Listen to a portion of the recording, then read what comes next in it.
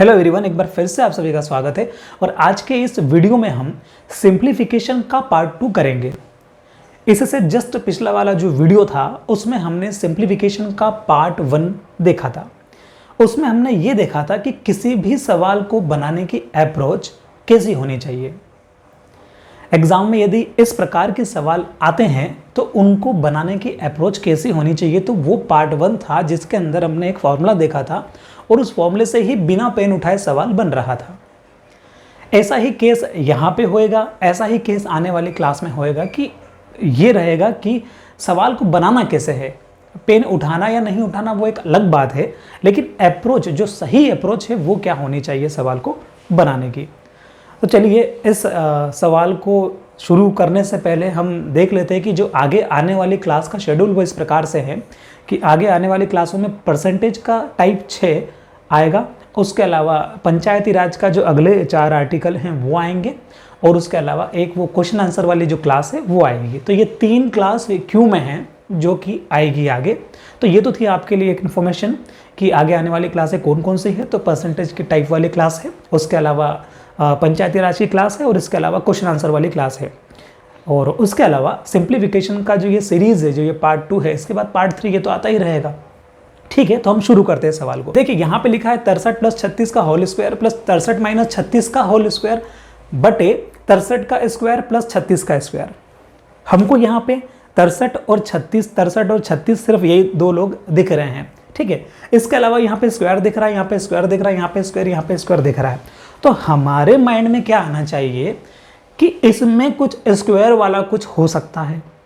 तो देखिए मैंने क्या किया, इसमें मेरे को 63 + 36 दिखा, इसमें 63 - 36 दिखा, 63 36 दिखा। तो मैंने सोचा कि 63 को मैं ए मान लेता हूँ और 36 को मैं बी मान लेता हूँ। तो मैंने 63 को जो है वो ए मान लिया और 36 को मैंने क्या किया, 36 को मैंने बी मान लिया। ठीक है, 63 को मैंने ए माना, 36 को मैंने बी माना। 63 को मैंने यदि ए माना है तो मैं यहाँ पे क्या लिख देता हूँ, ए लिख देता हूँ। 36 को मैंने बी माना तो मैं यहाँ पे बी लिख देता हूँ। 63 को मैंने ए माना तो यहाँ पे ए, यहाँ पे बी। 63 को मैंने ए माना तो यहाँ ए, यहाँ बी। अब आप मुझे बताओ कि यहाँ लिखा है 63 + 36, तो क्या मैं इसको ऐसा लिख सकता हूँ? यहाँ समझना पहले, फिर आप बिना पेन उठाए आंसर लाएंगे। 63 लिखा है यानी कि यहाँ पे क्या लिखा है, ए लिखा है, तो यहाँ पे लिख सकते हैं, इस पूरे की जगह हम लिख सकते हैं a + b का होल स्क्वायर। बात क्लियर है? वहाँ लिखा है 63 - 36 और चूंकि 63 को हमने a माना है और 36 को हमने b माना है, तो इसकी जगह हम क्या लिख सकते हैं? तो आप कहेंगे बीच में प्लस का साइन लगा हुआ है ये वाला, और इसकी जगह हम लिख सकते हैं a - b का होल स्क्वायर। ये भी समझ में आया होगा। बटे अब देखिए 63 का स्क्वायर यानी कि हमने 63 को तो a माना है, तो a का स्क्वायर हो जाएगा, तो यहाँ पे हो जाएगा a का स्क्वायर, और प्लस 36 को हमने b माना है और 36 का स्क्वायर है, इसलिए यहाँ पे क्या हो जाएगा, b का स्क्वायर। इतना तो आपको समझ में आया होगा। हमने कुछ भी नहीं किया, उसको एज इट इज a और b की फॉर्म में उतार लिया है नीचे। अब हमने ऐसा क्यों किया है इसको देखते हैं पहले। देखिए कल हमने एक फॉर्मूला देखा था कि a + b का होल स्क्वायर होता है a का स्क्वायर प्लस b का स्क्वायर प्लस 2ab, जो कि हमने आपने स्कूल में पढ़ा होगा।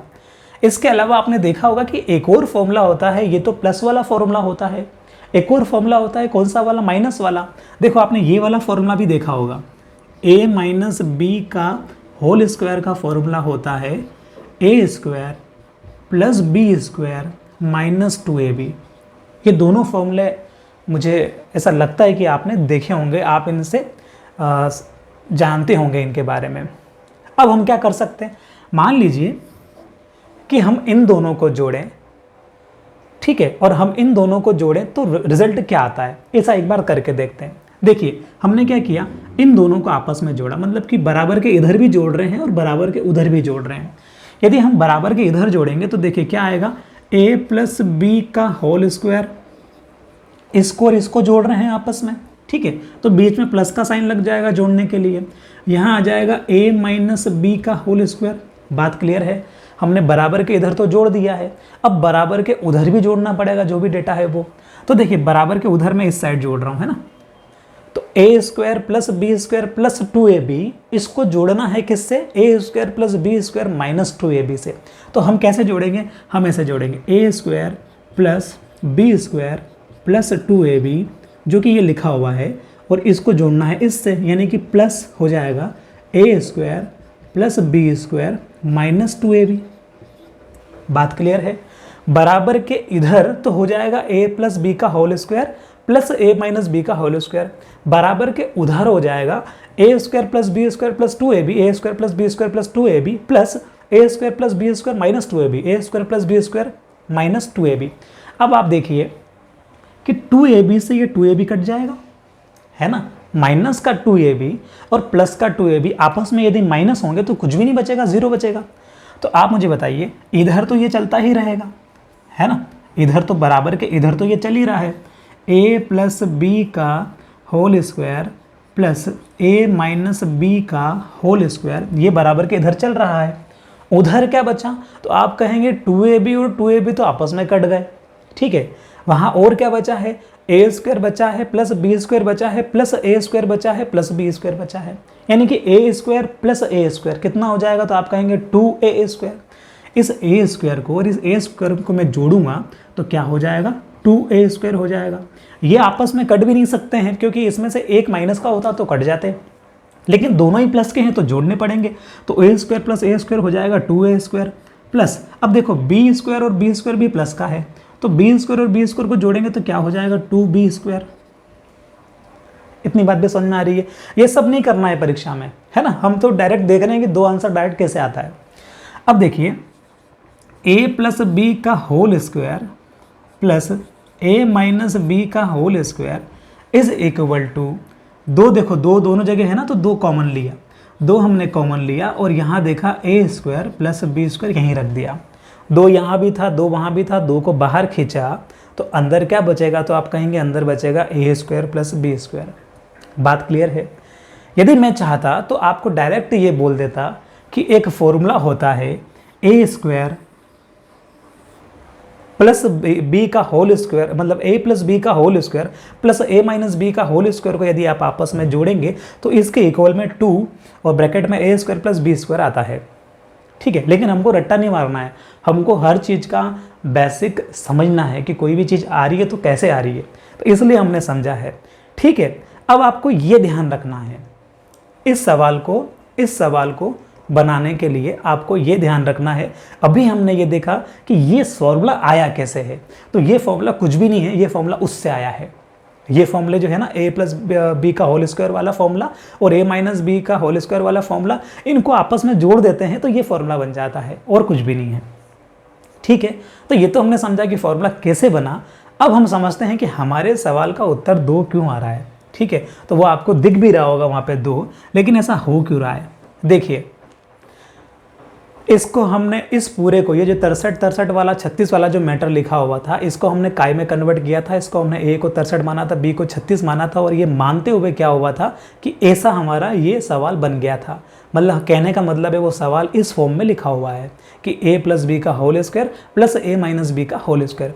अब आप मुझे बताओ, a प्लस बी का whole square plus a minus B का whole square is equal to क्या होता है?